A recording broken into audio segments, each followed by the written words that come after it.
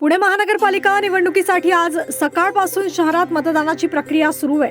या पार्श्वभूमीवर महाराष्ट्र विधान परिषदेच्या उपसभापती डॉक्टर नीलम गोऱ्हे यांनी आज सकाळी 10:30च्या सुमारास पुण्यातील सिम्बॉयसिस शाळेतील मतदान केंद्रावर आपला मतदानाचा हक्क बजावला।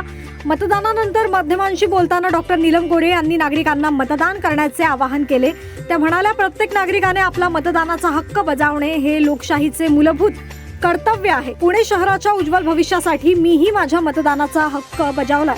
यावेळी त्यांनी प्रशासनाच्या व्यवस्थेबाबत समाधान व्यक्त केले असले तरी ज्येष्ठ नागरिकांसाठी असलेल्या सुविधांबाबत चिंता व्यक्त केली।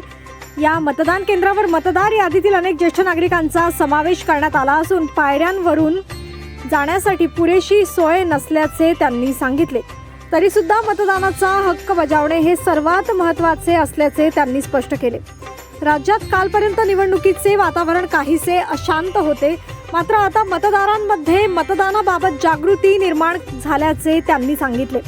मतदार कोणत्याही दबावाशिवाय निर्भयपणे मतदान करतील असा विश्वासही त्यांनी व्यक्त केला। मतदान केंद्रांची पाहणी केल्यानंतर बोलताना डॉक्टर नीलम गोऱ्हे म्हणाल्या की बहुतांश केंद्रांवर उत्साहाचे वातावरण आहे, मात्र काही मतदान केंद्रांवर मोबाईल आत नेण्यावर कडक निर्बंध असल्यामुळे मोबाईल ठेवण्यासाठी योग्य व्यवस्था नसल्याने काही मतदार मतदान न करताच परत जात असल्याची बाब त्यांनी निदर्शनास आणून दिली।